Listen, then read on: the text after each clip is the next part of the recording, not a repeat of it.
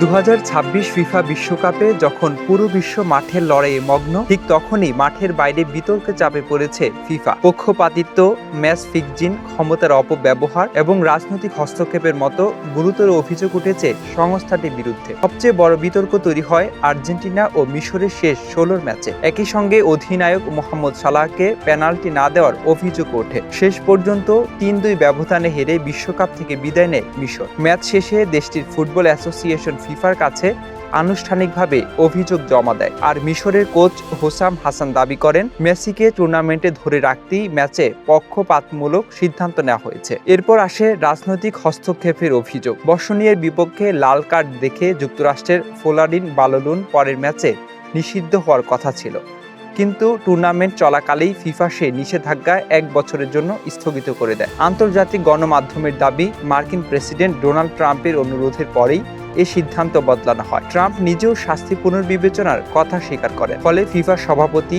Gianni ইনফান্তিনোর বিরুদ্ধে ক্ষমতার অপব্যবহারের অভিযোগ আরও জোরালো হয়। প্রযুক্তি নিয়েও বিতর্ক কম হয়নি।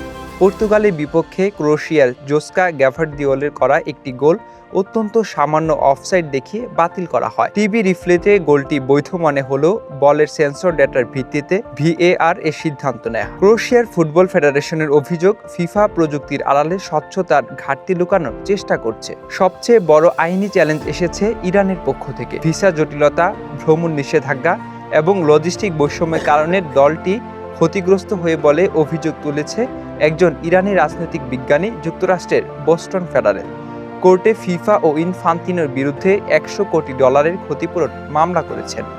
মামলায় অভিযোগ করা হয়েছে, ফিফা বৈষম্য দূর করতে এবং নিজেদের টুর্নামেন্টের ওপর রাজনৈতিক নিয়ন্ত্রণ ধরে রাখতে সম্পূর্ণ ব্যর্থ হয়েছে।